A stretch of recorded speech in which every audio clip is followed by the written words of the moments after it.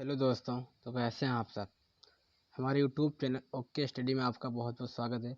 तो आज हम करने वाले हैं साइंस के मोस्ट इम्पोर्टेंट 100 क्वेश्चन। अगर आप इस चैनल पर नए हैं तो सब्सक्राइब करना ना भूलें और बेल आइकन को तुरंत प्रेस करें ताकि हम दूसरा वीडियो अगर अपलोड करें तो उसकी नोटिफिकेशन तुरंत आप तक पहुँचे।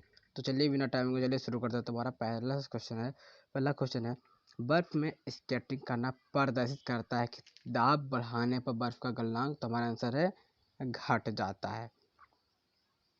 और नेक्स्ट क्वेश्चन करते हैं स्टेनलेस स्टील एक मिश्र धातु है जबकि वायु है एक तो मिश्रण।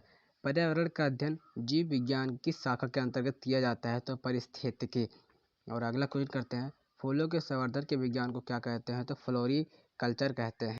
और आप कमेंट बॉक्स जरूर बताइए कि आप कितने क्वेश्चन जानते थे।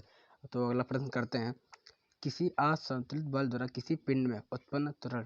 तो हमारा आंसर है बल के अनुक्रमानुपाती होता है। नेक्स्ट क्वेश्चन करते हैं निम्नलिखित में से कौन एक अस्थायी कण है तो न्यूट्रॉन। परमाणु नाभिक के अवयव हैं तो प्रोटॉन और न्यूट्रॉन। नेक्स्ट क्वेश्चन करते हैं सजावटी वृक्ष तथा झाड़ियों के संवर्धन से संबंधित अध्ययन कहलाता है तो आर्बोरिकल्चर। तो नेक्स्ट क्वेश्चन करते हैं निकट दृष्टि दोष से पीड़ित व्यक्ति के चश्मे में कौन सा लेंस प्रयोग किया जाता है तो अवतल लेंस प्रयोग किया जाता है। और अगला क्वेश्चन करते हैं दूर दृष्टि दोष से पीड़ित व्यक्ति के चश्मे में कौन सा लेंस प्रयोग किया जाता है तो उत्तल लेंस प्रयोग किया जाता है। तो अगला प्रश्न करते हैं। अगला प्रश्न है हमारा न्यूटन की गति के तीसरे नियम के अनुसार क्रिया तथा प्रतिक्रिया के संबद्ध बल तो हमेशा भिन्न भिन्न वस्तुओं पर ही लगे होने चाहिए। नेक्स्ट प्रश्न करते हैं प्रत्येक क्रिया के बराबर और विपरीत दिशा में एक प्रतिक्रिया होती है। यह है न्यूटन का गति का विशेष तृतीय नियम। तो अगला प्रश्न करते हैं माइकोलॉजी में किसका अध्ययन किया जाता है तो माइकोलॉजी में कॉको का अध्ययन किया जाता है। और आप बताइए कि कोशिका में किसका अध्ययन किया जाता है। तो नेक्स्ट क्वेश्चन करते हैं जल में तैरना न्यूटन की गति के किस नियम के कारण संभव तो तृतीय नियम के कारण संभव है। नेक्स्ट प्रश्न करते हैं कोई पिंड तब तक विरामावस्था में ही बना रहेगा जब तक उस पर कोई बाह्य बल नहीं करता है तो यह कथन किसका है तो न्यूटन जी का है। न्यूक्लियन नाम समानता किसके लिए है तो प्रोटॉन और न्यूट्रॉन। नेक्स्ट क्वेश्चन करते हैं नेक्स्ट क्वेश्चन है हमारा पॉजिट्रॉन है तो पॉजिट्रॉन हमारा धनावेहित इलेक्ट्रॉन है। और नेक्स्ट प्रश्न करते हैं एग्रो फॉरेस्ट्री क्या है तो कृषि के साथ साथ उसी भूमि के पर कष्टीय बारहमासी वृक्ष लगाना। तो अगला प्रश्न करते हैं एक्सोबायोलॉजी में निम्नलिखित में किसका अध्ययन किया जाता है तो बाह्य ग्रहों तथा अंतरिक्ष में जीवन का। नेक्स्ट प्रश्न करते हैं नेक्स्ट प्रश्न है हमारा मोनोजाइट किसका ऐसा तो थोरियम।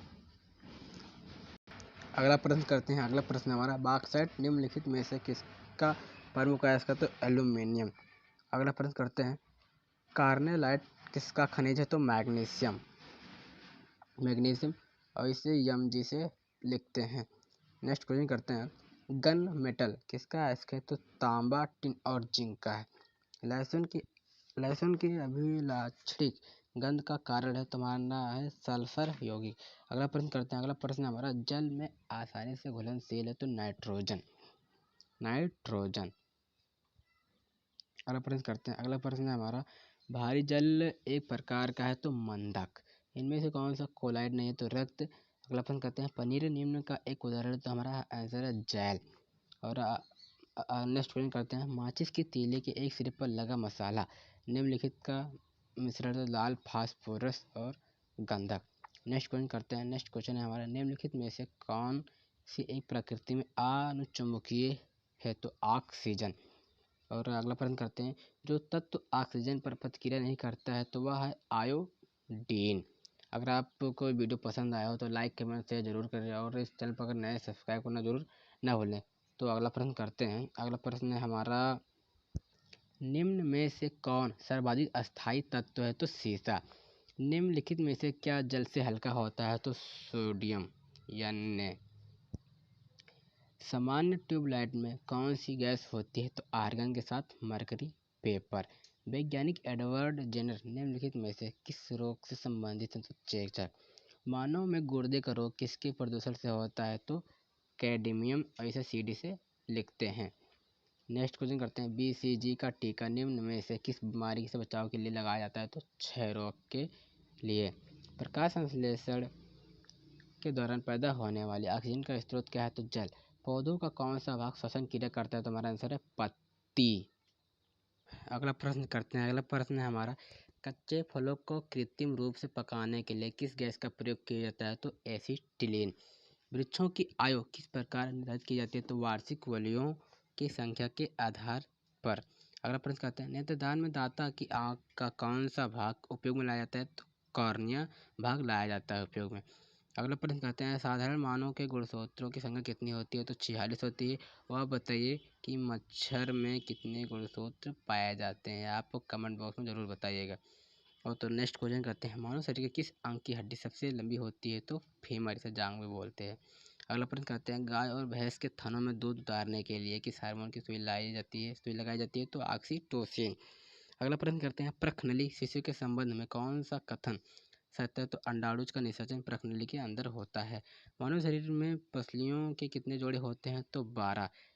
अगला प्रश्न करते हैं, किस द्रव के एकत्रित होने पर मांसपेशियां थकान का अनुभव करने लगती है? तो लैक्टिक एसिड।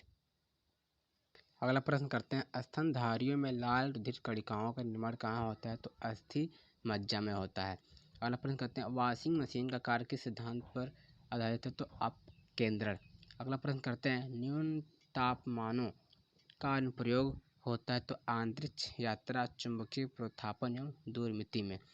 अगला प्रश्न करते हैं, ध्रुव बूंद की संकुचित होकर न्यूनतम क्षेत्र घेरने की प्रवृत्ति का कारण होता है? तो हमारा आंसर है पृष्ठ तनाव।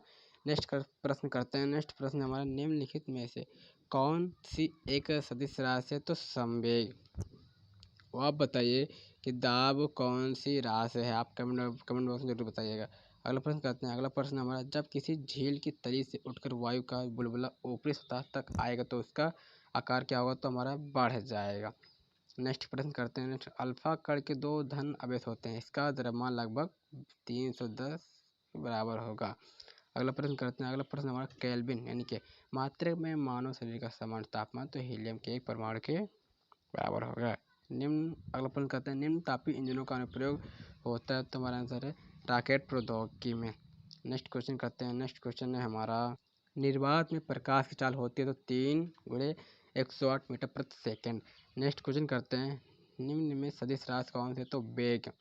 अगला प्रश्न करते हैं, एक परिशुद्ध घड़ी 3 बजे का समय दर्शा रही है, तो घंटे की सुई के 135 डिग्री घूमने के बाद क्या समय होगा? तो 7:30 होगा।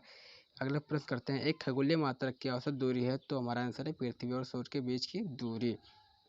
अगला प्रश्न करते हैं, निम्नलिखित में से किसने न्यूटन से पूर्व ही बता दिया था कि सभी वस्तुएं पृथ्वी की ओर गुरुत्वाकर्षित होती हैं? तो आर्यभट्ट। वह बताइए कि शून्य की खोज किसने की थी? शून्य की खोज किसने की थी? तो नेक्स्ट क्वेश्चन करते हैं, साइकिल चालक को प्रारंभ में अधिक बल क्यों लगाना पड़ता है? जीव विज्ञान शब्द का प्रयोग सर्वप्रथम किसने किया था? चालक जड़त्व पर विजय पाने के लिए अधिक बल लगाता है। तो नेक्स्ट क्वेश्चन करते हैं। नेक्स्ट क्वेश्चन है, जीव विज्ञान शब्द का प्रयोग सर्वप्रथम किसने किया था? तो लैमार्क एवं ट्रेविरनस ने किया था। वनस्पति विज्ञान के जनक कौन है? तो थियोफ्रेस्टस जी हैं। और अगला प्रश्न करते हैं। अगला प्रश्न है हमारा, चिकित्सा शास्त्र का जनक किसे माना जाता है? तो हिप्पोक्रेट्स को माना जाता है। और पुष्पों के अध्ययन को क्या कहा जाता है? तो एंथोलॉजी कहा जाता है। वन अनुसंधान संस्थान कहाँ स्थित है? तो देहरादून में स्थित है। भारतीय वनस्पतिक सर्वेक्षण का मुख्यालय कहाँ स्थित है? तो कोलकाता में स्थित है। अगला प्रश्न करते हैं, निम्न में से किसे वर्गीकी का पितामह कहा जाता है? तो कार्ल वन लिनियस। अगला प्रश्न करते हैं, वर्गीकरण की आधारीय इकाई क्या है? तो स्पीशीज। अगला प्रश्न करते हैं, जीवाणु की खोज सर्वप्रथम किसने की थी? तो लेeuwenhoek। वास्तविक केंद्रक किसमें अनुपस्थित होता है? तो जीवाणुओं में। अगला प्रश्न करते हैं, भोजन की विषाक्तता उत्पन्न होती है? तो क्लोस्ट्रीडियम बोटुलिनम द्वारा। अगला प्रश्न करते हैं, नाइट्रोजन के स्थिरीकरण में निम्न में से कौन सा फसल सहायक है? तो फल, इसे बीन्स भी बोलते हैं। अगला प्रश्न करते हैं। अगला प्रश्न है, निम्नलिखित में से कौन सी बीमारी जीवाणुओं के द्वारा होती है? तो कुष्ठ। अगला प्रश्न करते हैं, सूक्ष्म जीवाणुओं युक्त पदार्थ का शीतकरण एक प्रक्रिया जिसका कार्य है जीवाणुओं। अगला प्रश्न करते हैं। अगला प्रश्न है हमारा, दूध के दही के रूप में जमने का कारण है? तो लैक्टोबैसिलस। अगला प्रश्न करते हैं, वृक्षों की छालों पर उगने वाले कॉकों को क्या कहा जाता है? तो हमारा आंसर है कार्टिकोल्स। अगला प्रश्न करते हैं। अगला प्रश्न है हमारा, निम्नलिखित में से कौन खुजली के रोग इसके बीज का कारण है? तो कवक। लाइकेन किन दो वर्गों के पौधों से मिलकर बने होते हैं? तो हमारा आंसर है कवक और शैवाल। नेक्स्ट क्वेश्चन करते हैं। नेक्स्ट क्वेश्चन है हमारा, लाइकेन किसके सूचक होते हैं? तो वायु प्रदूषण के। अगला प्रश्न करते हैं, जड़ के स्थान पर मूलाभास किसमें पाया जाता है? तो ब्रायोफाइट्स में पाया जाता है।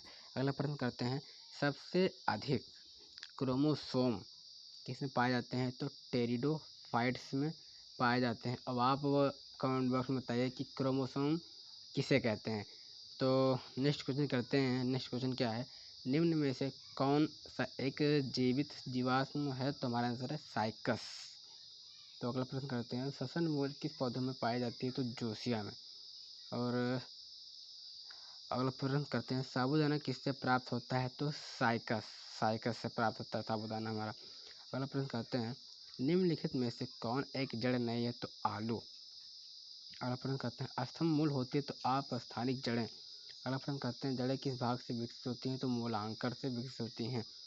अगला प्रश्न करते हैं, गाजर एक प्रकार क्या है? तो गाजर एक प्रकार का जड़ है। अगला प्रश्न करते हैं, हल्दी के पौधों का खाने योग्य हिस्सा कौन सा होता है? तो प्रकंद होता है। अगला प्रश्न करते हैं, प्याज किसका परिवर्तित रूप है? तो तने का। अगला प्रश्न करते हैं, घरों में विद्युत की आपूर्ति 220 वोल्ट पर की जाती है। तो 220 वोल्ट पर इसका आता है तुम्हारा सर औसत वोल्टेज। तो अगला प्रश्न करते हैं, परमाणु के नाभिक में होता है? तो प्रोटॉन और न्यूट्रॉन। अगला प्रश्न करते हैं, एम्पियर किसका मात्रक है? तो विद्युत धारा का मात्रक है। एम्पियर किसका मात्रक है? विद्युत धारा का मात्रक है। अगला प्रश्न करते हैं, शरीर रचना के किस वर्गीकरण में लॉबस्टर संबंध होता है? तो क्रेस्टेशियंस। अगला प्रश्न करते हैं। अगला प्रश्न है हमारा, कौन से पौधों में नाइट्रोजन स्थायीकरण की क्षमता होती है? तो चायम अन्न दलहन। और आखिरी क्वेश्चन है करते हैं, विद्युत परिपथ में फ्यूज का क्या कार्य होता है? तो हमारा आंसर है विद्युत परिपथ की रक्षा करता है। तो दोस्तों, आपको यह वीडियो कैसा लगा आप कमेंट बॉक्स में ज़रूर बताइए। अगर आप हमारे वीडियो को लाइक ना किए हो तो तुरंत कीजिए। अगर आप इस चैनल पर नए हो तो सब्सक्राइब करना ना भूलें और बेल आइकन को तुरंत प्रेस करें, ताकि जैसे ही दूसरा वीडियो अपलोड करें उसकी नोटिफिकेशन तुरंत आप तक पहुँचते। तब तक के लिए बाय बाय, टेक केयर।